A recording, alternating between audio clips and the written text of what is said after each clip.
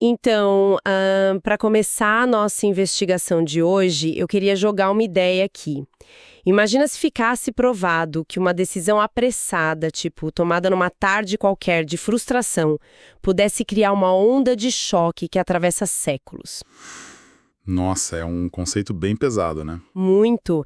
Parece até roteiro de filme de ficção científica sobre viagem no tempo. Mas, nas fontes que baseiam a nossa imersão de hoje, fica muito claro que essa é, na verdade, a essência da condição humana.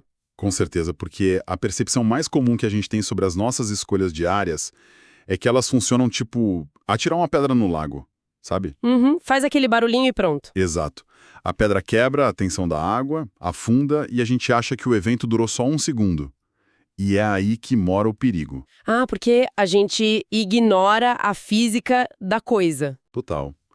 A pedra afundou sim, mas a energia daquele impacto não some. Ela vira aquelas marolas, né? Aquelas ondas que continuam viajando silenciosamente pela água. E alcançam margens que a gente nem consegue ver do lugar onde a gente está em pé. Perfeito. E o material que a gente está analisando hoje vai exatamente nessa ferida, nessa ilusão de que o impacto das nossas ações fica contido no momento presente. Bom, e para investigar a anatomia dessa impulsividade, as nossas fontes trazem um texto histórico e milenar. É a Jornada de Abraão, que funciona como uma verdadeira lente de aumento sobre o nosso cérebro. É fantástico como um texto tão antigo funciona como uma aula de neurociência e comportamento muito antes dessas disciplinas existirem, né? Pois é.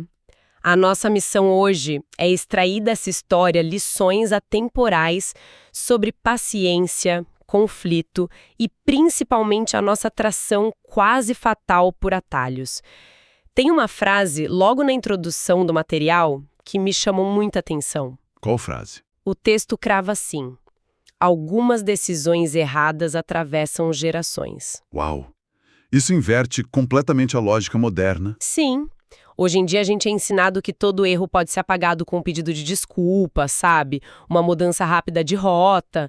Mas o texto fala sobre consequências reais. E a grande sacada dessa fonte é que, independentemente de qualquer crença religiosa de quem está lendo, a narrativa detalha a tensão psicológica mais exaustiva que a gente enfrenta. Que é aquela guerra interna, né? E a nossa compulsão quase doentia por acelerar os resultados.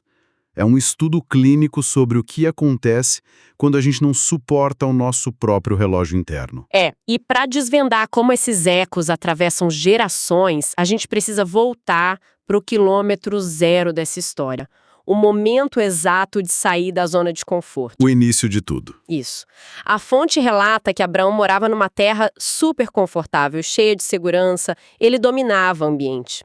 Mas o texto aponta que esses ambientes antigos, por mais que sejam seguros, muitas vezes são a barreira que estrangula o futuro, né? Totalmente.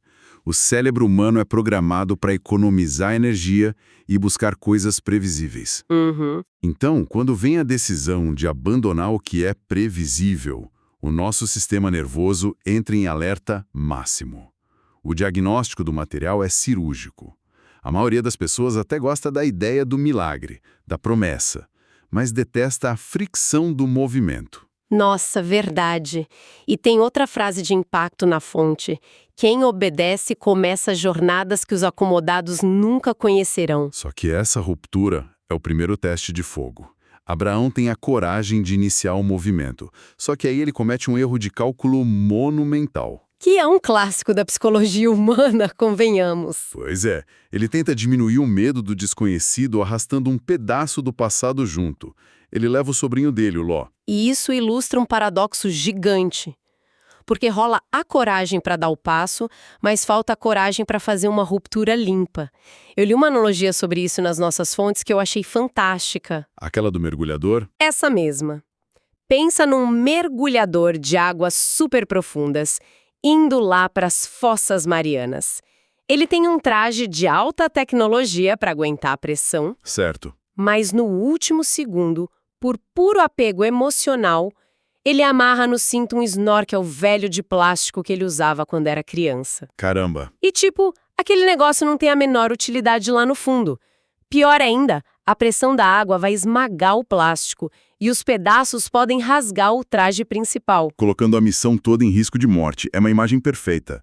Abraão basicamente arrasta uma bagagem humana que não pertencia àquele ecossistema novo. E a fonte chama isso de desgaste espiritual, né? Sim. A presença do Ló vira um gargalo de recursos muito rápido. Os pastores dos dois começam a brigar por água, por pasto. O que era para ser uma expansão vira uma arena de competição predatória. Nossa, e trazendo isso para os dias de hoje, faz muito sentido. Total. O texto faz essa ponte direta. Pensa com a gente quantas famílias entram em colapso disputando heranças por décadas. Ou aquelas sociedades empresariais que implodem do nada. Ah, porque os fundadores tentaram colocar amigos de infância em cargos que eles não tinham competência técnica. Exatamente isso. A raiz do problema é sempre recusar que nem todos os vínculos do passado aguentam a pressão do futuro. Forçar esse encaixe gera o colapso. E como o ambiente não suportava essa bagagem extra toda, uma separação acabou sendo questão de sobrevivência. E é aí que o bicho pega. Porque é na hora do pânico de dividir os recursos que o ser humano comete o erro mais óbvio. Verdade. A história conta que Abraão, com uma baita inteligência emocional, deixa o sobrinho escolher primeiro. E o Ló escolhe puramente pelo que ele tá vendo, né? Pela retina.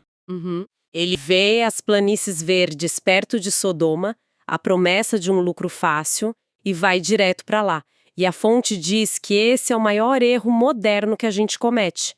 Escolher pelo brilho e ficar cego para os valores. Sabe que a biologia evolutiva explica isso de um jeito maravilhoso. Sério? Como? Quando Ló olha para os pastos verdes, o cérebro dele recebe uma descarga imediata de dopamina. Para os nossos ancestrais caçadores-coletores, ver verde significava água, calorias, sobrevivência na hora. Ah, então é uma resposta física mesmo, instintiva. Sim, a amígdala cerebral que processa esses instintos, ela literalmente sequestra o córtex pré-frontal. Que é a parte que avalia os riscos a longo prazo. Exato. A avaliação dele é 100% superficial. Ele olha a métrica do sucesso aparente e ignora totalmente a podridão estrutural do lugar. Tá, mas deixa eu fazer o advogado do diabo aqui rapidinho. Manda. Pensando pela ótica prática de quem precisa sobreviver no mercado hoje em dia, não seria irracional rejeitar a oportunidade mais lucrativa que aparece na sua frente? Entendo o ponto. Se surge uma chance de ouro, tipo, com um retorno financeiro garantido para amanhã, a lógica não seria agarrar isso com as duas mãos? Porque a análise condena uma decisão que, na planilha, era de longe o melhor investimento. É uma provocação muito válida, porque ela escancara a miopia que a gente tem. A matemática pura diria sim, pega o dinheiro e maximiza o lucro. Mas o texto rebate isso com uma tese que não tem como contestar. Nem tudo que parece fértil é saudável. Nossa, forte. Nem tudo que parece fértil é saudável. É a armadilha da chance de ouro. O sucesso externo quase sempre é usado de camuflagem para um ambiente super tóxico. Tipo aquele profissional que aceita um salário absurdo numa empresa famosa por acabar com a saúde mental da galera. Ela explode, mas o caráter, a paz e a sanidade vão pro ralo nos bastidores. Sodoma representava exatamente isso. Um oásis econômico mascarando uma falência moral. Uma roleta russa, né? Pular para dentro sem checar a cultura do lugar. E a diferença de destinos dos dois fica gritante a partir daí. Porque enquanto Ló pegou a recompensa imediata, o Abraão foi empurrado pro oposto. Ele teve que encarar o silêncio. Pois é, não teve grama verde instantânea para ele. A promessa era um filho, mas os anos passam, as décadas passam e nada acontece. É uma tortura psicológica, né? Muito. A fonte até destila uma constatação pesadíssima sobre isso. A grande massa da humanidade não é derrotada por um fracasso gigante. As pessoas perdem para a demora. E a demora ataca direto na nossa sanidade porque ela exige que a gente abra mão do controle. A incerteza constante joga o cortisol, que é o hormônio do estresse, lá no teto. Cria uma fadiga crônica. É nesse cenário de exaustão que a Sara, esposa de Abraão, entra com uma ideia. Para aliviar a dor da espera, ela sugere que ele tenha um filho com a serva dela, a Agar. E olha que fascinante. Para os padrões da cultura da época, era um movimento inteligente, um plano B super racional. Só que o texto desmascara isso. Ele chama de ansiedade disfarçada de estratégia. Ansiedade disfarçada de estratégia. Isso resume a engrenagem do nosso mundo moderno. Explica tudo. Eu vi uma analogia maravilhosa sobre isso nas fontes. Imagina alguém chegando em casa de madrugada, no meio de uma tempestade horrível. Cansado, com frio. Isso. A pessoa tem a chave na mochila, mas o zíper enrosca, a rua tá escura e o cansaço é absurdo. A impaciência toma conta, em vez de respirar fundo e gastar mais 2 minutos para tentar abrir a mochila com calma. A pessoa perde a cabeça. Exato, ela dá um passo para trás e arromba a própria porta com um chute, movida pela frustração. O alívio de sair da chuva deve ser imediato. Só que quando a luz acende, a pessoa percebe que arrombou a porta do vizinho. O problema de verdade acabou de começar ali. E a frase do texto para isso é inesquecível. Qual é?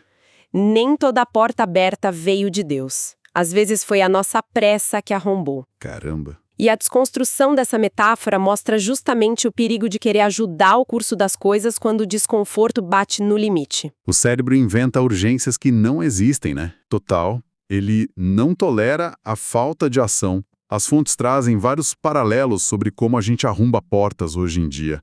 Tipo, casar no desespero só pelo pavor de ficar sozinho. Nossa, sim. Ou assinar um contrato com parceiros meio duvidosos porque o caixa da empresa fechou no vermelho naquele mês. Ou fazer dívidas monstruosas só para sustentar uma vida falsa no Instagram. Em todos esses casos, a pessoa está trocando um propósito de longo prazo por um analgésico de curtíssimo prazo. Só que o analgésico passa rápido e o efeito colateral fica para a vida inteira. E é isso que nos leva para o epicentro da conversa de hoje. O atalho desastroso que a pressa do Abraão e da Sara criou teve proporções que a gente mal consegue dimensionar. Foi aquele chute na porta que gerou uma verdadeira onda de choque histórico. Sim, é o momento em que aquela marola lá do lago bate numa falha tectônica e vira um tsunami de gerações. E a cronologia não perdoa, né? Não mesmo. Desse atalho forçado nasce o Ismael. Anos depois, no tempo certo, que deveria ter sido respeitado desde o começo, nasce o Isaac, o herdeiro da promessa, e aí a família se parte no meio. 2 linhagens rivais se formam ali.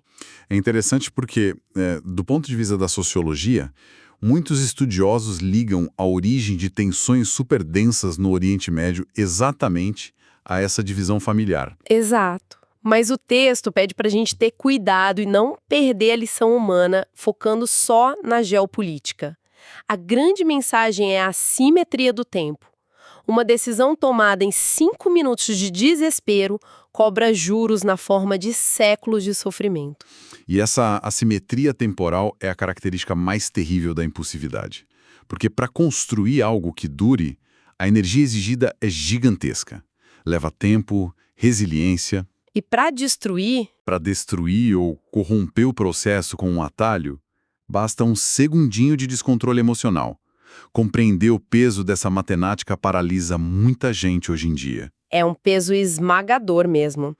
Pensar que uma concessão ética numa reunião ou uma palavra horrível dita no meio de uma briga de família pode mudar o destino de pessoas que nem nasceram ainda. É assustador. Fica a pergunta. Como é que dá para viver com a responsabilidade dessa física das decisões sem virar refém da culpa ou sem ficar paralisado de medo na hora de agir? Sabe qual é a beleza dessa análise? A fonte não larga a gente no fundo do poço da culpa. A resolução é de uma lucidez incrível. Como assim? O texto mostra que grandes ícones que ajudaram a construir civilizações também cometeram esses erros básicos. A lição é que falhar não anula a utilidade de ninguém. Existe todo um espaço para a graça, para o perdão, para a reconstrução. O ser humano não é descartável só porque errou. O perdão restaura a nossa identidade. Mas olha, ele não muda as leis da física. Exatamente. É a causalidade nua e crua. O perdão alivia o peso moral, mas a porta arrombada continua ali. O batente está quebrado e o conserto vai sair bem caro. Vai mesmo. E a maturidade é justamente abraçar essa dualidade. Aceitar a redenção, mas gerenciar cicatrizes que a pressa deixou. E a frase que amarra tudo isso é perfeita.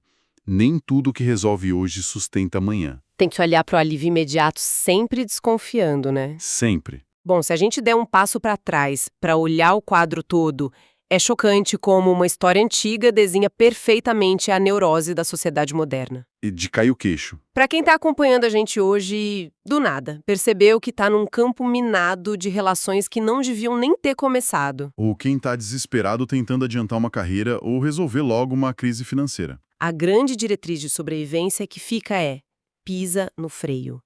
A racionalidade, cruzando esse texto milenar com a psicologia de hoje, é entender que forçar etapas é sempre o caminho mais caro. E o custo de aguentar o desconforto da espera, por pior que seja, ainda é infinitamente menor do que o preço de um atalho que destrói o seu propósito. É perceber que a melhor estratégia não é ficar se mexendo sem parar no escuro, mas ficar quieto até achar a chave certa. Mas olha, para fechar essa nossa análise, a gente precisa deixar uma última provocação. Opa, lá vem. Uma coisa que não está escrita com todas as letras no texto, mas que está ali nas entrelinhas.